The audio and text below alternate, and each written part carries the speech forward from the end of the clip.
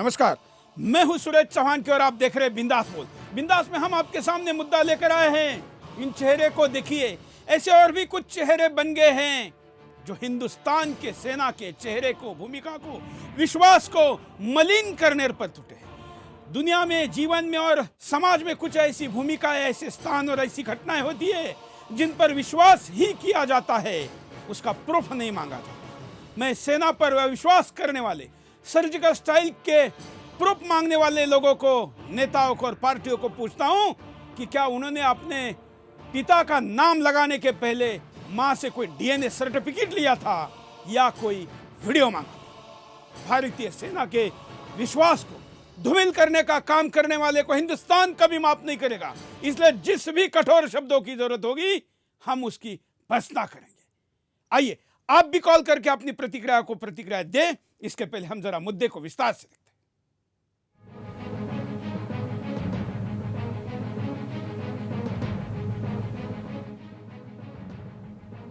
कुछ तो लोग कहेंगे, लोगों का काम है कहना। फिल्म अमर प्रेम का ये गाना भारतीय नेताओं पर सटीक बैठता है। नेता किसी घटना, बयान या भाषण पर बोलने से पहले ये सोचता है कि जो हुआ उसका फायदा किसे होगा। अगर फायदा अपने विरोधी को होता दिखे तो नेता किसी भी हद तक जा सकता है। इस मामले में अब तक फौज को अपवाद माना जाता था, लेकिन अब नहीं। ये नरेंद्र मोदी का सत्ता काल है। ये सोशल मीडिया में सूचनाओं के विस्फोट का युग है। यहां कुछ भी अपवाद नहीं है। बड़ी से बड़ी घटना लोगों की सोच बदल पाएगी, इसमें शक है। हालत यह है कि लोग मोदी विरोध में देश विरोध तक जाने को भी तैयार हैं। मोदी विरोध करने के लिए सेना का भी विरोध करने में कोई गुरेज नहीं है। जी हां, अब नेता फौज और देश विरोध दोनों पर उतर आए।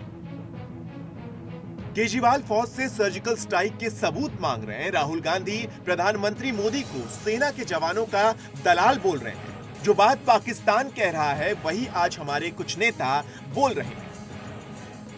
इन नेताओं को यह भी नहीं पता कि इनके बयान हमारी फौज को कमजोर कर रहे हैं, हमारी फौज की वीरता पर सवाल उठा रहे हैं।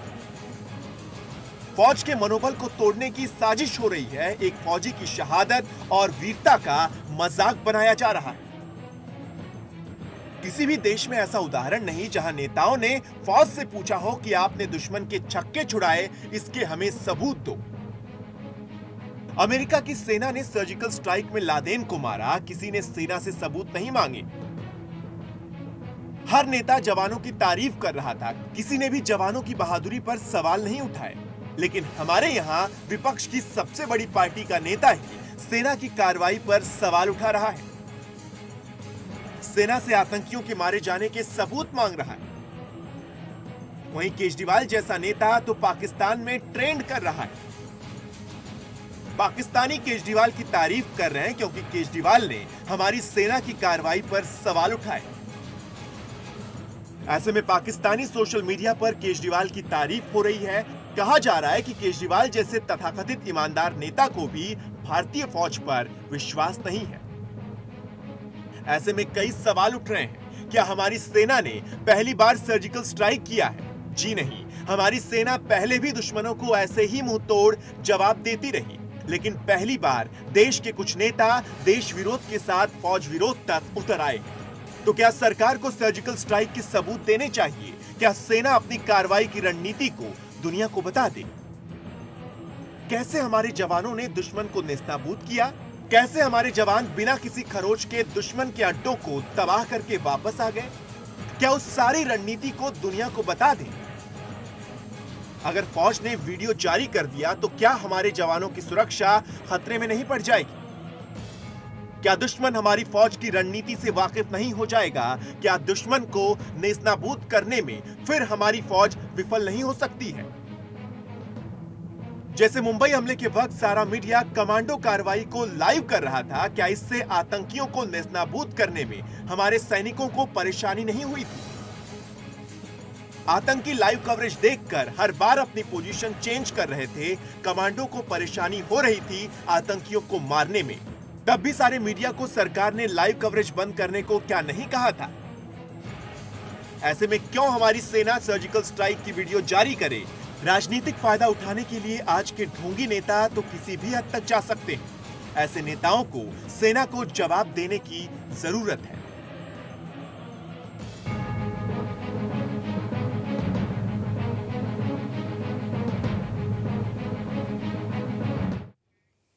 हम आपको कुछ बयान दिखाते हैं, उसके बाद आगे बढ़ते हैं। देखिए, जम्मू कश्मीर में जिन्होंने अपना खून दिया है, जिन्होंने हिंदुस्तान के लिए सर्जिकल स्ट्राइक किया है, उनके खून के पीछे आप छुपे हुए हो, उनकी आप दलाली कर रहे हो। यह बिल्कुल गलत है। मेरी प्रधानमंत्री जी से अपील है कि जैसे प्रधानमंत्री जी ने और सेना ने और सब ने मिलके जमीन के ऊपर पाकिस्तान को मजा चखाया है, ऐसे ही ये जो पाकिस्तान को झूठा प्रोपेगेंडा कर रहा है, इसको भी बेनकाब करें।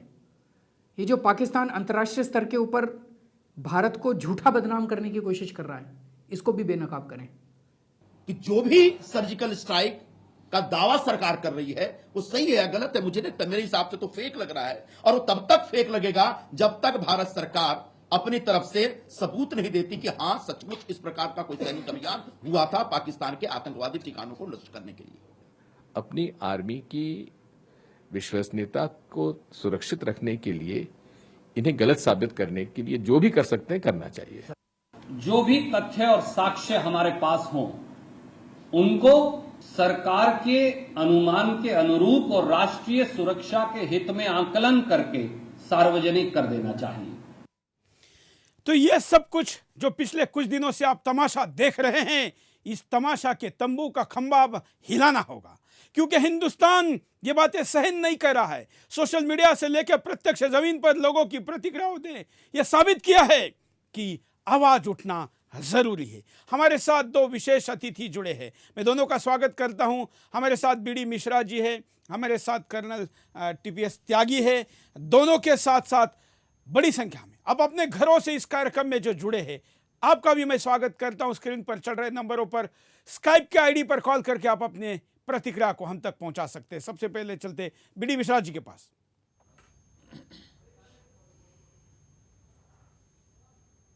बीडी मिश्रा जी, मैं ये समझता हूँ कि बड़ा दुर्भाग्यपूर्ण है और जो भी कार्रवाई हो रही है, जो भी ये मांगा जा रहा है सबूत, इसके दो पहलू हैं। पहला पहलू तो ये है कि वास्तविकता जानने का, और दूसरा पहलू यह है कि सवाल उठाने का।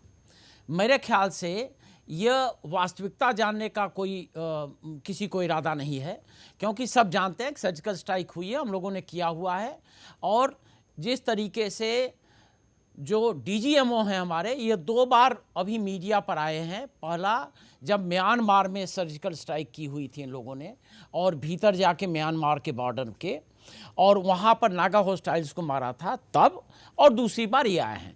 तो इनके दिमाग में कोई शक नहीं है, लेकिन ये पाकिस्तान के इशारे पर शायद नाच रहे हैं। हो सकता है इनका कोई वेस्टर्न इंटरेस्ट हो पाकिस्तान के साथ, हो सकता है कुछ और हो, क्योंकि जब कोई आदमी पाकिस्तान से जाके यह कह सकता है कि हमारे प्राइम मिनिस्टर को प्लीज़ हटाइए, तो यह भी हो सकता है कि उसके लिए यह कुछ इस तरीके से ही करना चाहते हैं और सबूत मांगना चाहते हैं। लेकिन मैं कहना यह चाहता हूँ कि यह किस हद तक जाएगा। चौहानके साहब अगली बार ये कहेंगे राइट टू इंफॉर्मेशन में, और राइट टू इंफॉर्मेशन में, और right of freedom of speech में, या हम कुछ भी कहने में, तो ये कहेंगे कि जो डीजीएमओ के पास पूरे ऑपरेशनल इंस्ट्रक्शन हैं, पूरे ऑपरेशनल ऑर्डर हैं, इसको ये सार्वजनिक करें, क्योंकि हमको भरोसा नहीं है कि ये क्या करेंगे, आर्मी क्या कर देगी, हमारे देश का हित खराब कर देगी।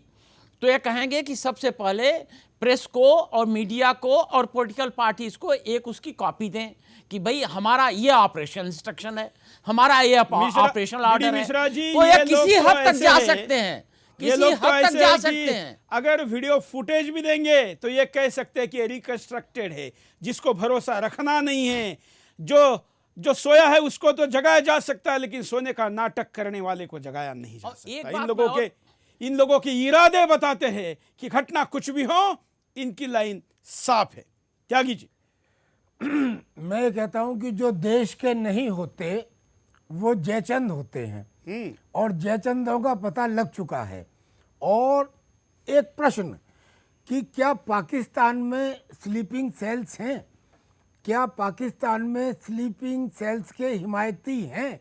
क्या पाकिस्तान की किसी यूनिवर्सिटी में किसी स्टूडेंट ने खड़े होकर ये कहा है कि पाकिस्तान तेरे टुकड़े होंगे इंशाअल्लाह इंशाअल्लाह? लेकिन ये बातें हिंदुस्तान में हुई हैं और हिंदुस्तान में जो करने वाले हैं वो वही लोग हैं जिनके नाम अब आप बता रहे हैं। तो आप समझ सकते हैं कि जब जयचिंद होने का इनके ऊपर पूरी तरह से लेबल लग चुका है तो अब देर किस बात की है? अब इसके ऊपर एक्शन ले और सरकार जो ले वो तो अलग की बात है। चूंकि इन्होंने फौज का अपमान किया है, लिहाजा हम पूर्व सैनिक और मैं राष्ट्रीय सैनिक संस्था का नेतृत्व करता हूं, हम इन लोगों का सड़क पर सार्वजनिक स्थानों पर बहिष्कार करेंगे ताकि जनता बहिष्कार करे तो इन्हें समझ में आ जाए कि आज के बाद ये जुबान नहीं खोलेंगे। बिल्कुल। हमारे साथ कई कॉलर भी जुड़े हैं, उनके पास चलते हैं। जय हिंद, बोलिए। हाँ जी, क्या कहना है आपको? हाँ जी, कहना मैं जो बोल दे ना मीडिया से जे लीडर है साढ़े देश दे, इन्हों अपनी कुर्सी ना मतलब है, इन्हों देश ना कोई मतलब नहीं है। ये सारे अपनी कुर्सी के लिए जो मर्जी बकते रहेंगे। अपनी सत्ता के लिए जब खो गए इनकी सत्ता तो बेखौफ हो गए। अब इनको पता ही नहीं क्या कहना है। बिल्कुल, धन्यवाद। अगले कॉलर के पास चलते हैं, आप भी कॉल कर सकते हैं। जय हिंद। मुझे ये कहना है जी, सेना के हवाई हमले में सबसे पहले यूएसए के CNN और इंग्लैंड के BBC ने झूठा बदनाम किया। इसी तरह पाक आतंकी राहिल शरीफ पेट चीनी पेट GNU के कन्हैया ने सेना के GNU में सेना को GNU के आतंकी अफजलू के पक्ष में नारे लगाने वाले CD को भी बदनाम किया। और 2010 में जो नक्सली हमले में मारे गए थे सेना के, उसकी मौत पर इसने जश्न मनाया था CNU ने। दादी कांड, निर्भया कांड में भारत के पंडितों को बदनाम करने BBC सबसे बड़ा दुश्मन BBC है भारत का। द CNN GNU को बैन कर दो, चीनी USA कंपनी व पाक राहिल शरीफ चीनी पेट दे दो आतंकी एंटिटी रजीश कुमार। हम आपको दिखाते हैं कि ऐसे सबूत मांगना भी कैसे गैर कानूनी है। हमारे यहाँ की घटना।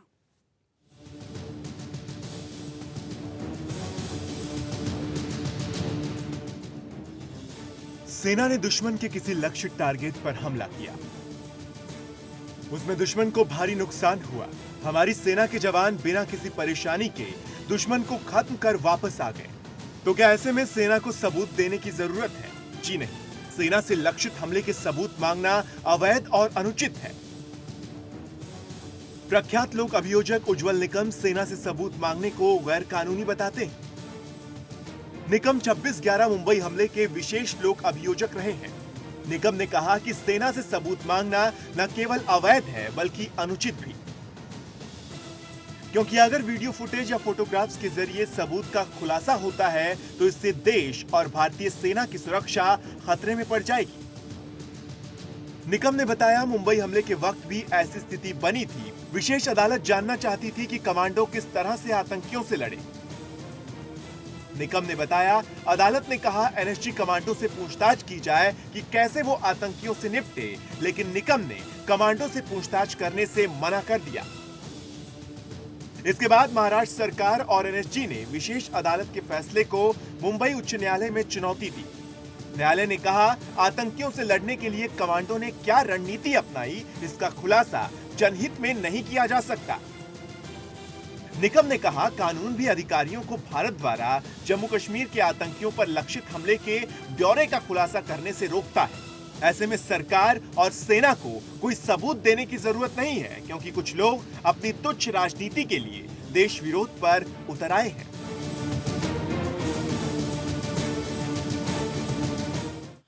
बीडी मिश्रा जी, ये सब कुछ जब साधारणतः ऐसा नॉलेज अपेक्षित होता है उन नेताओं को जो अपने आप को राष्ट्रीय नेता कहते हैं, किसी पार्टी के राष्ट्रीय पदाधिकारी होते हैं, प्रधानमंत्री बनने की इच्छा रखते हैं या फिर कहीं के मुख्यमंत्री होते हैं, ये कोर्ट प्रोसीडिंग है, लेकिन ये नहीं जानते क्या?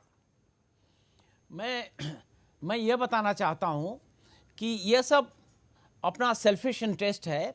देखिए, भारत स्वतंत्र होने के बाद कितनी जंगें लड़ चुका है, 1947-48 में जब लड़ाई हुई तो एक तरफा जवाहरलाल नेहरू जी ने एक तरफा सीज फायर किया था। जब हमारी फौजें मुजफ्फराबाद पहुंचने वाली थी, उरी तक पहुंच गई थी, उसके बाद कोई भी नहीं कहा कि यह सबूत होना चाहिए कि हम वहां पहुंच सकते हैं। फौज ने उनका हुक्म माना और डिसएडवांटेजेस था, tactically, strategically, field craft wise माना। कोई सवाल ऐसा नहीं उठा। 1965 में ऐसा कोई सवाल नहीं आया। जब हम लोगों ने हाजी पीर पास पकड़ा तो किसी ने नहीं कहा कि सेना ने क्या किया। उसके बाद 1962 में जब लड़ाई हुई और जिसमें जवाहरलाल नेहरू जी का नेतृत्व था और हमारी सेनाओं को बड़ी क्षति हुई थी, उस पर भी किसी ने भी कोई सवाल नहीं उठाया, किसी विरोधी पार्टी ने, कि भाई क्या किया। लेकिन 71 में भी जब लड़ाई हुई तो तमाम विपक्षी पार्टियों ने उनको, इंदिरा जी को दुर्गा कहा कि यह दुर्गा की एक प्रतीक है। 1987 में जब IPKF गई थी श्रीलंका, मैं लीडिंग ब्रिगेड कमांडर था, 1265 कैजुअल्टीज हुई।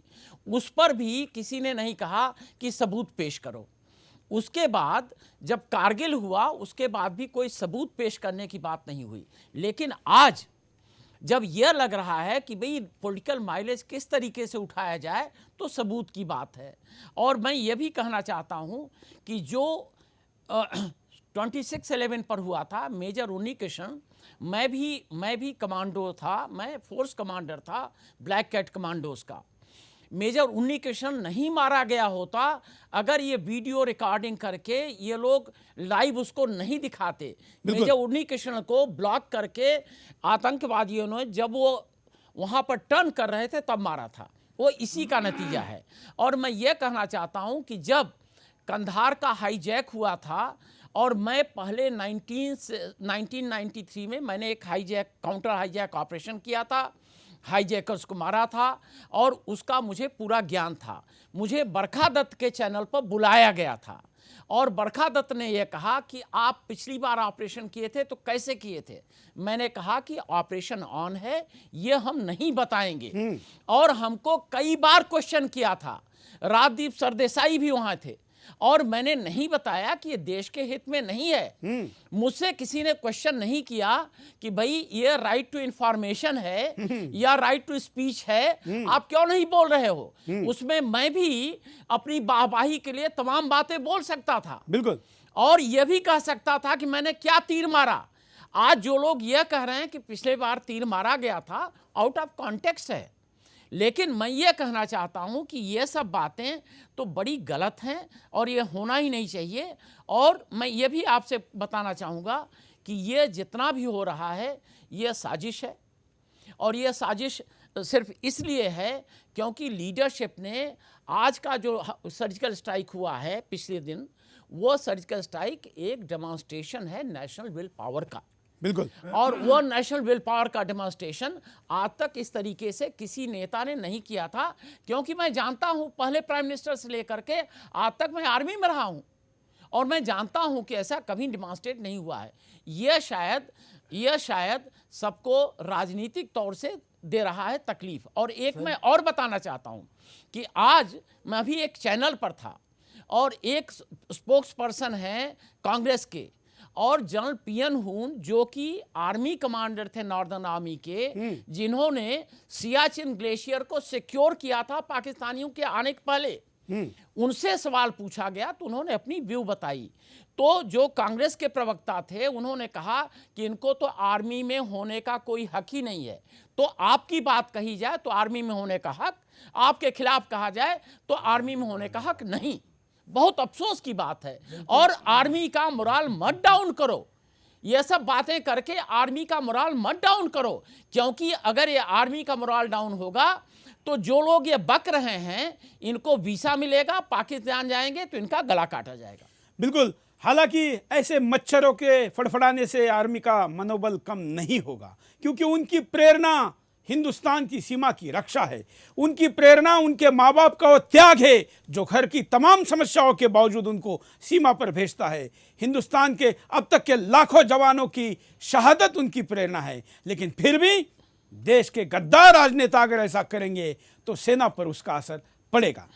त्यागी जी के पास चलते हैं। त्यागी जी, जिस प्रकार का माहौल हिंदुस्तान में बन रहा था देशभक्ति के प्रति, हालांकि अभी भी बन रहा है, लेकिन ऐसे लोगों ने ऐसे गंदे सवाल को खड़ा करके उस पर कुछ पलीता लगाने का प्रयास तो किया ही है। इन्होंने जो भी प्रयास किया है उसे आप भी समझते हैं, नेता भी समझते हैं, लेकिन देश की जनता भी भली भांति समझती है। सर, मैं इनको सबसे ज़्यादा तकलीफ इस बात की हो रही है कि 2011 में और 2013 में भी ये कहते हैं कि हमने सर्जिकल स्ट्राइक की थी। अब इनको सर्जिकल स्ट्राइक का समझ में नहीं आता है नेताओं को। दरअसल में वो सर्जिकल स्ट्राइक नहीं, वो हॉट परशूट थे, यानी कि किसी भागते हुए आदमी को पकड़ लेना या नज़दीक में, और किस लेवल पे थे, प्लाटून के लेवल पे या ज़्यादा से ज़्यादा कंपनी के लेवल पे, लोकल लेवल पे, और कितने एरिया में थे, ज़्यादा से ज़्यादा 1 किलोमीटर विड्थ में। अब यहाँ पे 250 किलोमीटर की लंबाई में नंबर ऑफ फोर्सेस बाकायदा कोऑर्डिनेशन के साथ जाते हैं। इसरो की तरफ से उस पर नज़र रखी जाती है, जो वहाँ के टारगेट हैं बड़ी रेजोल्यूशन के साथ उसमें यह तय किया जाता है कि हाँ यहाँ दुश्मन है। एक coordinated strike by intelligence agencies, by the army at the army level, not at the platoon और एट द कंपनी लेवल, वो स्ट्राइक करते हैं और बता के करते हैं। 20 देशों को बताया जाता है और स्ट्राइक होने के तुरंत बाद हमारे प्राइम मिनिस्टर मनमोहन सिंह को बताते हैं, हमारे विदेश मिनिस्टर सोनिया गांधी को बताते हैं। इसके बाद में कौन सी कमी रह जाती है? ये जो स्ट्राइक है, ये जो सर्जिकल स्ट्राइक है, it is far far above. ये ऐसा समझिए कि जैसे कांग्रेस के टाइम में हुई वो हॉट परशूट है, अगर वो मोल है तो ये हिल है, ऐसी स्ट्राइक हुई है। फिर भी सवाल उठ रहे। कॉलर के पास चलते हैं। जय हिंद, बोलिए। हाँ जी, जय हिंद जी, नमस्कार। हाँ, ये पाकिस्तानी टुकड़ों पर पलने वाले कुछ देशद्रोही देश के कोने कोने में फैले हुए हैं, जो वहाँ के आकाओं का इशारा मिलते ही बाहर निकल आते हैं और पाकिस्तानी भाषा में भौंकने लगते हैं। बिल्कुल। जब सैनिक बॉर्डर पर शहीद होते हैं तो दिग्विजय सिंह जैसे लोग कुछ नहीं बोलते, बिल्कुल, और प्रशांत भूषण जैसे लोग कुछ नहीं कहते। पर पाकिस्तानी आतंकियों को बचाने के लिए पाकिस्तानी आतंकियों को बचाने के लिए बिल्कुल सब सामने आते हैं, क्योंकि रिमोट पाकिस्तान से चलता है। रिमोट हिंदुस्तान के अंदर के पाकिस्तान का जो वोट बैंक है उसके लालच में चलता है।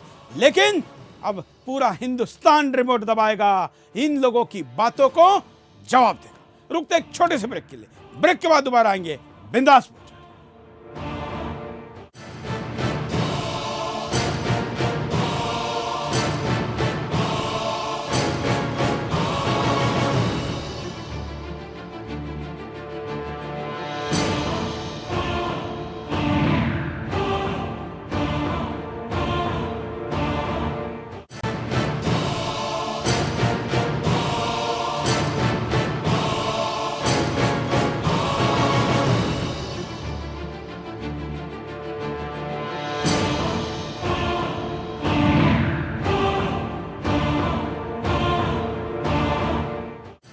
ब्रेक के बाद आपका एक बार फिर से स्वागत है। आप बिंदास बोल देख रहे हो और बिंदास में हम आपके सामने मुद्दा लेकर आए सेना पर अविश्वास की। हमारे देश के सेना के परम कौशल्य से, परम सामर्थ्य से, परम पराक्रम से जो सर्जिकल स्ट्राइक हुई है उस पर सवाल क्यों? हम आपको दिखाते हैं दूसरे देशों में जब सर्जिकल स्ट्राइक होती है तो क्या।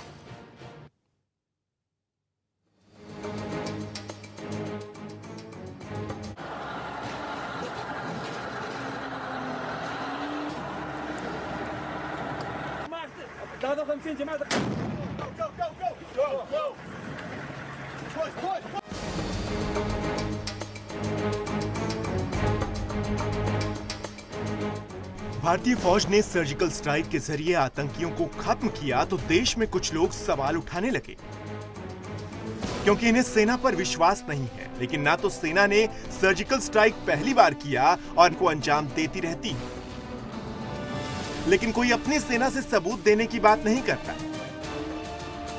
भारत की सेना ने भी सैकड़ों बार सर्जिकल स्ट्राइक को अंजाम दिया। पूरी हमले के बाद भी सेना ने एक नहीं 2 बार सर्जिकल स्ट्राइक की। एक बार 20 सितंबर और दूसरी बार 27 सितंबर। वहीं अमेरिका की सेनाएं तो अपनी ताकत दिखाने के लिए हमेशा से ये करती रही है। इजराइल एक ऐसा देश है जिसकी सेनाओं ने सर्जिकल स्ट्राइक के जरिए अपने दुश्मनों को खत्म किया। इजराइल ने ऑपरेशन थंडरबोल्ट के जरिए 100 से ज्यादा बंधकों को छुड़ाया। इजराइल से 4000 किलोमीटर दूर जाकर युगांडा में आतंकियों को नेस्तनाबूद किया। यह ऑपरेशन ऐसा था जिसमें इजराइल का हर तंत्र काम कर रहा था। इसे अंजाम देना युद्ध जीतने से भी ज्यादा मुश्किल था, क्योंकि अपने देश से 4000 किलोमीटर दूर जाकर सर्जिकल स्ट्राइक को अंजाम दिया। इसमें सेना का सिर्फ एक कमांडर शहीद हुआ, जो इजराइल के राष्ट्रपति बेंजामिन नेतन्याहू के भाई थे। इजराइल में किसी ने भी सेना से सवाल नहीं किया। वहीं अमेरिका ने पाकिस्तान में सुरक्षित छिपे दुनिया के सबसे बड़े आतंकी को मारकर ले गया, पाकिस्तान को पता तक नहीं चला। अमेरिका ने इसकी तैयारी काफी दिन तक की। पाकिस्तान की सुरक्षा की पोल तभी खुल गई थी जब पाकिस्तान अमेरिका के हेलीकॉप्टर्स को अपने रडार में नहीं देख पाया। पाकिस्तान ने तब भी नहीं माना था कि कोई पाकिस्तान से लादेन को मार कर ले गया, लेकिन दुनिया ने अमेरिका की सर्जिकल स्ट्राइक पर कभी सवाल नहीं उठाया। वैसे ही आज कोई भी देश पाकिस्तान को छोड़कर भारत की सर्जिकल स्ट्राइक पर सवाल नहीं उठा रहा।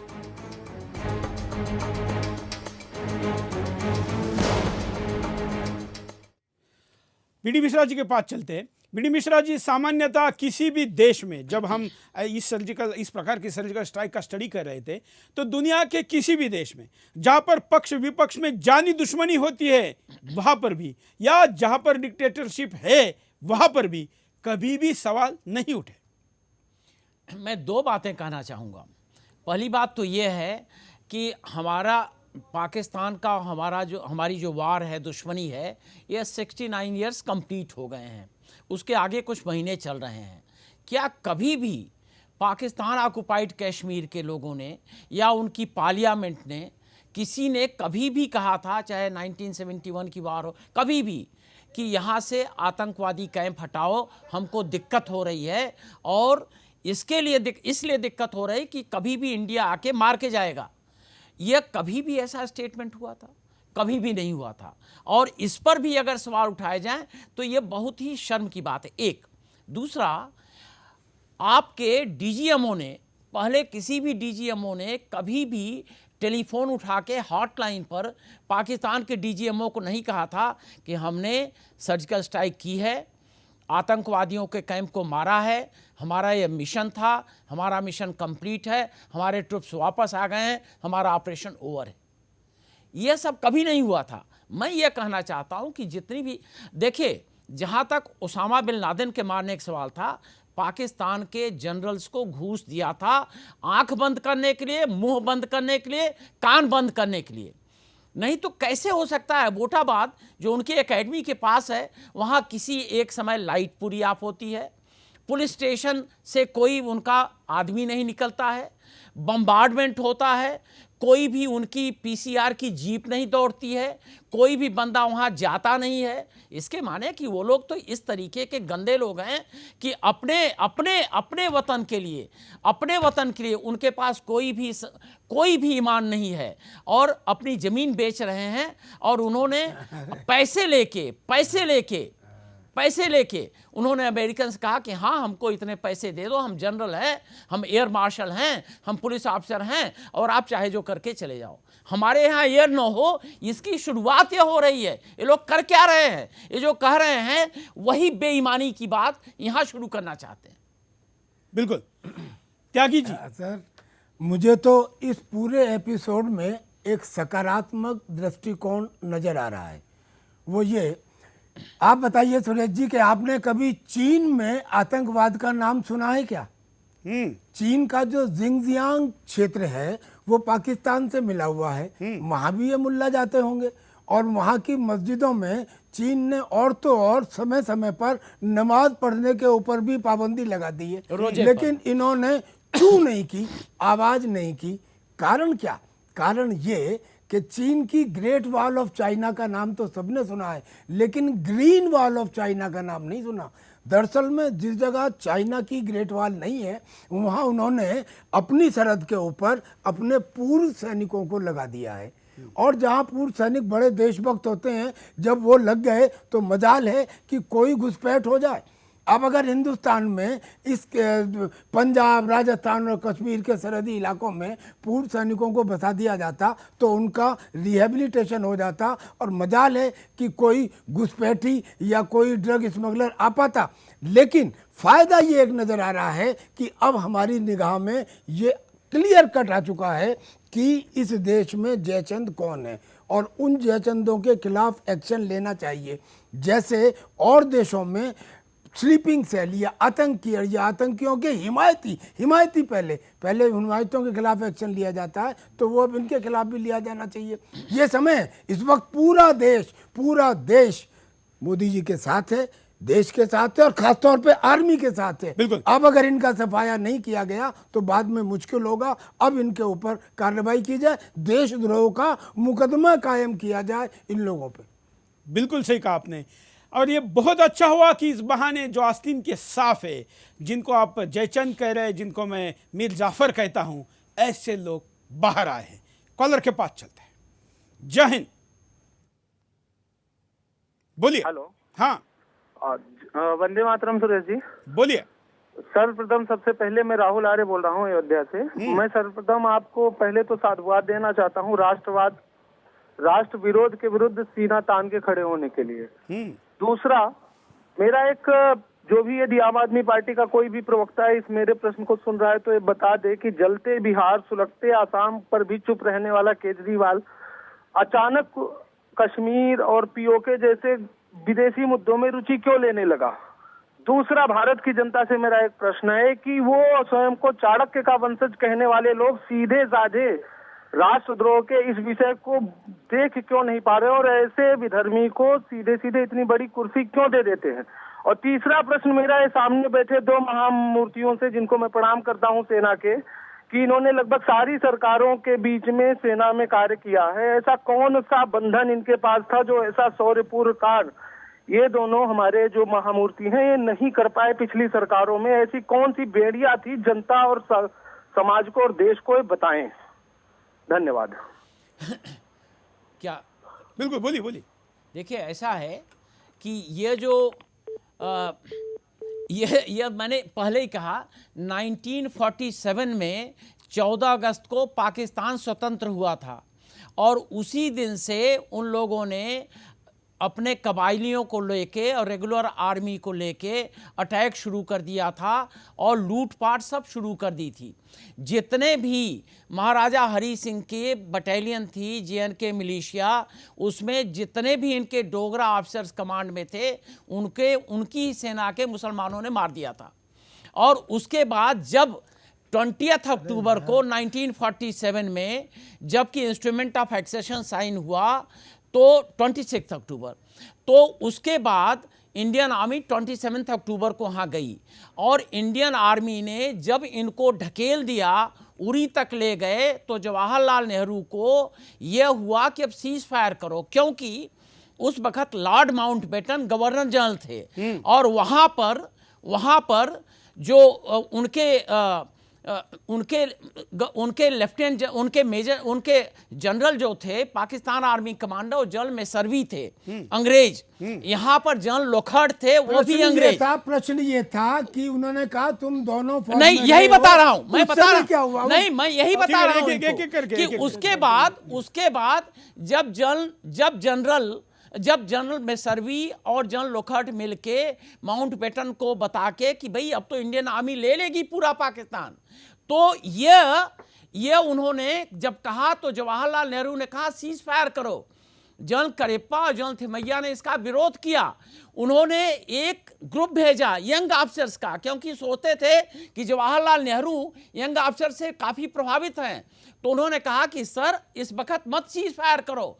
तो उन्होंने उनका मैप बाहर फेंक दिया, मूर्ख कहा और वापस भेज दिया। ये लोग देशभक्त थे, ये उस वक्त इंडिया इंडिपेंडेंट हुआ था, ये लोग नेशनलिस्ट थे और ये सोचते थे कि जवाहरलाल नेहरू इलेक्टेड लीडर हैं और इसलिए इन लोगों ने उनकी बात मानी, और यही हर बार हुआ है, यही हर बार हुआ है। और हम लोगों के मैं IPKF का ब्रिगेड कमांडर था, और उस वक्त राजीव गांधी ने वहाँ पर तमिलियों को हेल्प करने के लिए भेजा था, और जब हम लोग वहाँ गए तो राजीव गांधी ने कहा कि लड़ो इनसे, इन्हीं को मारो।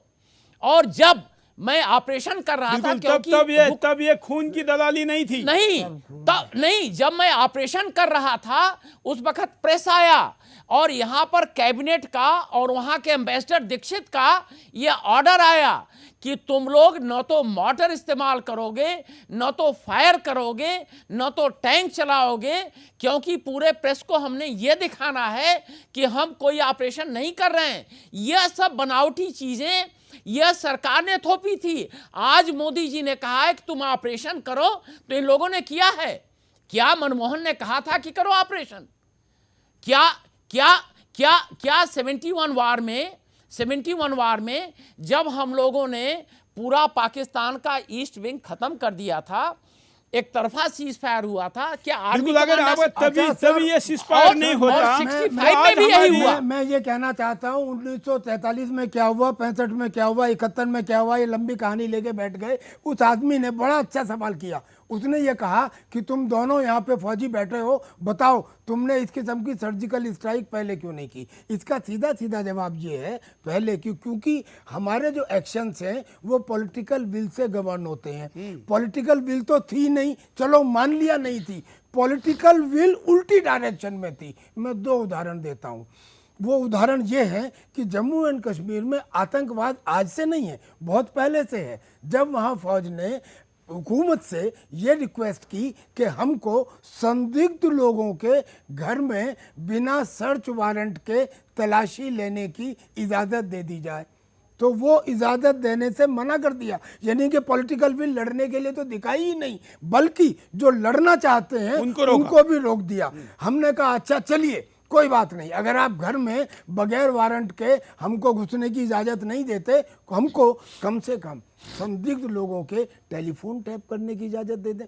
उसके लिए भी ये कह दिया कि नहीं, ये मानव अधिकार की बात है, वो हम नहीं कर सकते। नतीजा क्या हुआ? नतीजा ये हुआ कि कारगिल युद्ध को करीब 60 से 550 लोगों ने अपना बलिदान दे के जीता, और इस युद्ध में, जिसको आतंकी युद्ध कहते हैं, इसमें उन्हीं सरकारों ने हमारे करीब 15,000 लोगों को मरवा दिया। कालर को मैं एक बात और भी बताना चाहता हूं कि मैं 1962 वार में खुद लड़ा हुआ हूं। मैं ऑफिसर था। मैं वीर चक्र प्राप्त हूं। मैं क्या कहना चाहते हैं? जय हिंद, बोलिए। बोलूं? हाँ, नमस्कार सुरेश जी, बोलिए।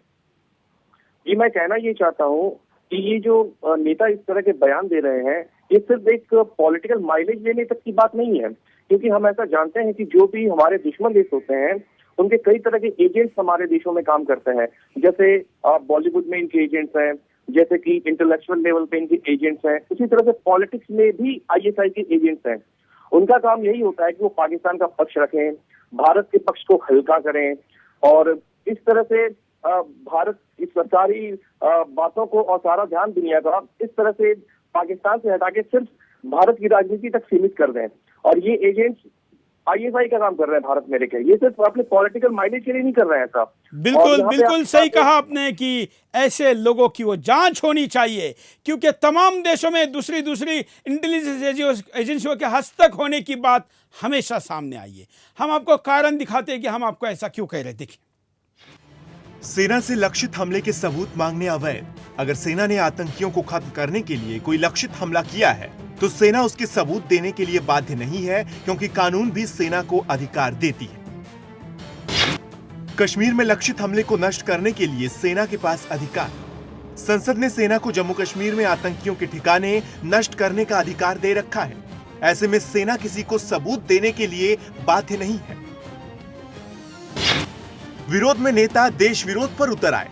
जो नेता सेना से सबूत मांग रहे हैं वो न सिर्फ सेना का विरोध कर रहे हैं, बल्कि देश विरोध भी कर रहे हैं। इससे पता चलता है कि लोगों की मानसिकता में देश प्रेम सिर्फ दिखावे के लिए है। ये नेता सत्ता के लिए किसी भी हद तक जा सकते हैं। देश की सुरक्षा खतरे में पड़ जाएगी। सेना लक्षित हमलों को नष्ट करके देश की सुरक्षा करती है, लेकिन कुछ जिम्मेदार पदों पर बैठे नेता सेना को ही कटघरे में खड़ा कर देते हैं।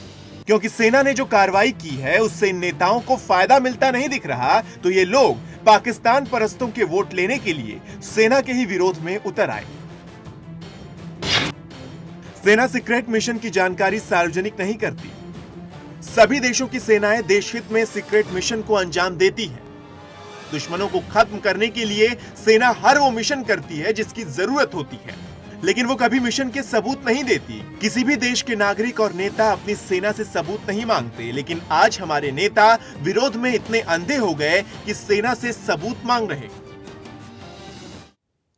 आपको याद होगा कि जो मिशन अमेरिका ने पाकिस्तान में घुसकर लादेन के ऊपर किया था, या इजराइल ने 4000 किलोमीटर दूर जाकर अपने लोगों को छुड़ाने के लिए एयरपोर्ट पर किया था, इनके ऊपर जो फिल्में बनी हैं, उन फिल्मों को बनाने के लिए खास करके जो अभी लादेन को लेकर फिल्म बनी, तो इस कमांडो फोर्स में काम करने वाले एक अधिकारी को उस फिल्म के प्रोड्यूसर ने 1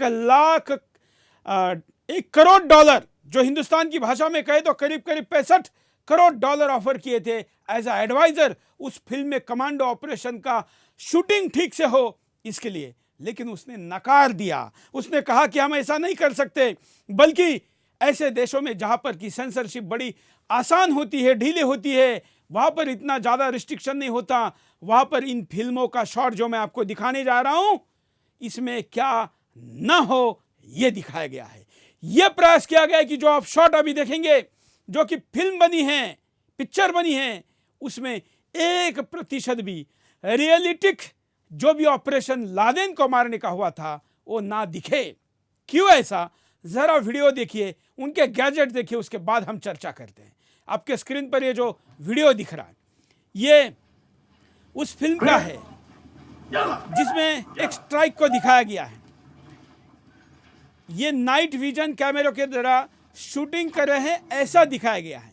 ये फिल्म का शॉट है, लेकिन आप अगर किसी भी कमांडो को देखेंगे तो उसकी मूवमेंट से लेके उसके शरीर पर लगे हुए तमाम प्रकार के गैजेट्स आपको दिखाई देंगे।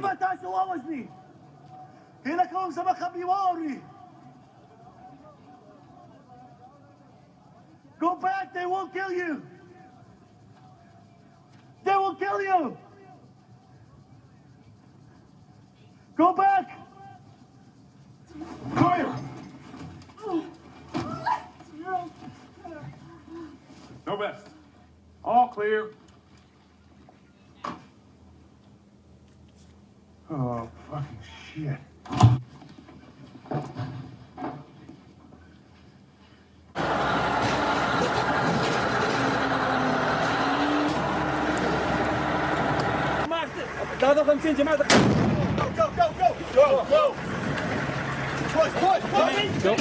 मूवमेंट जो हो रही है कमांडो की, उसके तमाम प्रकार की आइडेंटिफिकेशन कैमरे में आ जाती है।